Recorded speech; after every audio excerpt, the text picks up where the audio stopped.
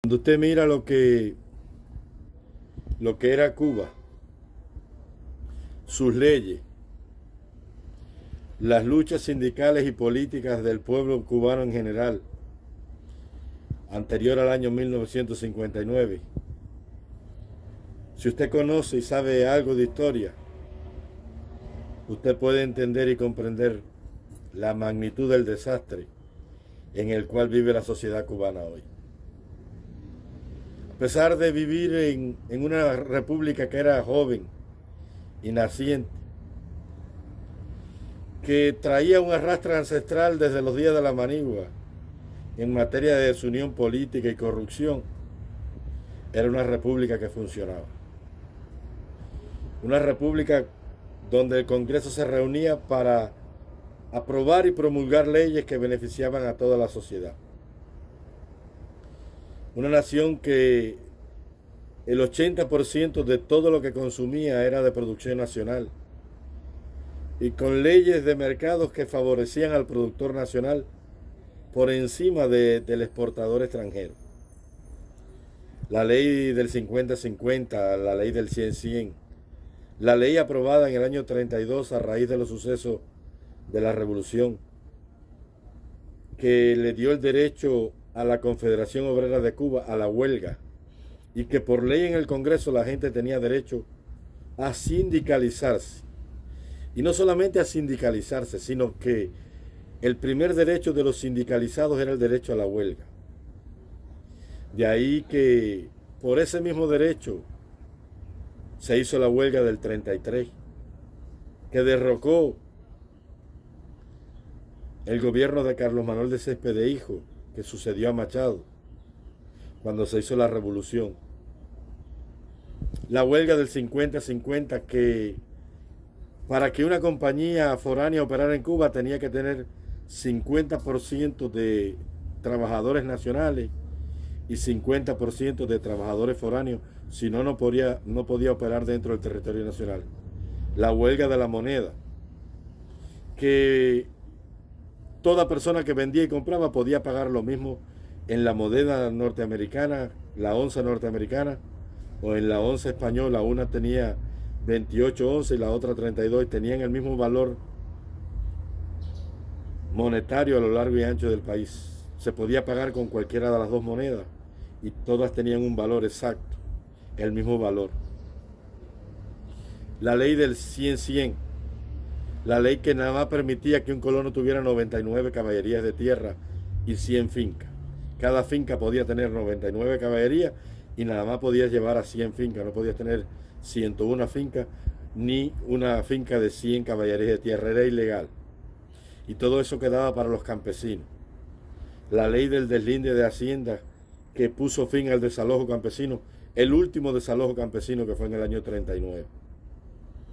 Tú miras aquella sociedad donde un hombre trabajando con su palabra, que era su crédito, podía pagar su vida.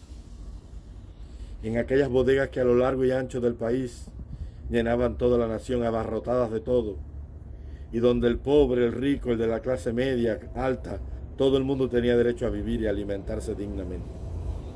Para los años 46, en el gobierno del profesor Ramón Grau San Martín, se aprobó una ley que ordenaba sacrificar 7 millones de cabezas de ganado, porque habían 14 millones de cabezas de ganado cebú y no había ya tierra de pastoreo.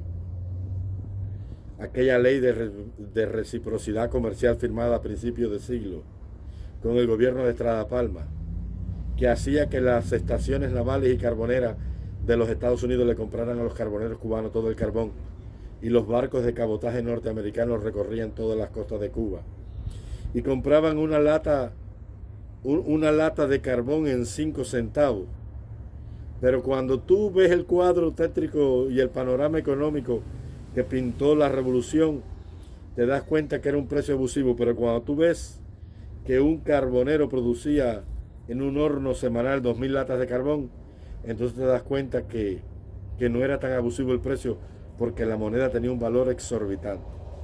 problema que existía en la sociedad cubana era un problema, primero, de una república muy joven, y luego que la gente en el campo tenía un abandono terrible, social, más por ignorancia que por riqueza. Cuba era un país que tenía un desarrollo en las ciudades exorbitante, de punta del primer mundo, y los campos estaban olvidados, porque en los campos se asentaba generalmente las personas labrigas, las que no tenían ninguna formación educacional, que habían salido de la masa campesina pobre, que se había licenciado con el ejército rebelde, y la república era muy pobre y era muy joven en ese aspecto. Pero se habían logrado cosas excepcionales. Grau hizo firmar una ley que no permitía que se exportara una libra de carne de ganado hasta tanto no se supliera el mercado nacional. Uno de los grandes problemas que tuve siempre yo con los oficiales de la DGI era tocante a los temas económicos en Cuba. Ellos me decían, pero tú lo que quieres es que los americanos vengan a cogerse los centrales. Yo les decía, pero ¿qué centrales se van a coger si el pueblo de Cuba nunca ha tenido centrales? La triste realidad del pueblo cubano es 5 libras de azúcar desde el año 59 hasta hoy. Cuba era la azucarera del mundo y ustedes la destruyeron. El petróleo del siglo XVII, XVIII y XIX era el azúcar y Cuba era el primer productor mundial. El azúcar se hacía en forma de raspadura y se envasaba en cajas o en barriles de roble y se mandaba a todos los mercados de la tierra. El azúcar cubana se vendía en Japón, como mismo se vendía en Arabia Saudí y en cualquier país del mundo. Cuba era una nación cuyos productos de exportación eran aclamados, llorados por los consumidores de todos los lugares de la tierra. La nación cubana tenía leyes extraordinarias, leyes que favorecían a toda la sociedad. El hambre más grande que el pueblo cubano ha pasado, lo ha pasado con esta tiranía. Nunca ha sido el pueblo de Cuba más pobre que con este régimen. Nunca ha sido el pueblo de Cuba más miserable, más triste, más destruido emocionalmente que con este sistema. Antes no había para dónde coger y usted iba y cogía fiado con su palabra y comía. Hoy ni con palabra ni sin palabra, ni con dinero ni sin dinero encuentras nada. Es una nación destruida, arrasada. Ni la T incendiaria de Máximo Gómez y Maceo en la guerra del 95. Una nación sin sueño, sin esperanza. Una nación donde no hay dónde buscar ni dónde agarrar. Una nación despojada de todo. Un sistema que, como siempre digo, seca el entendimiento y mata el alma. Y deja huellas que ni el tiempo borrará jamás. El pueblo de Cuba tiene que sacudirse este yugo, porque si no,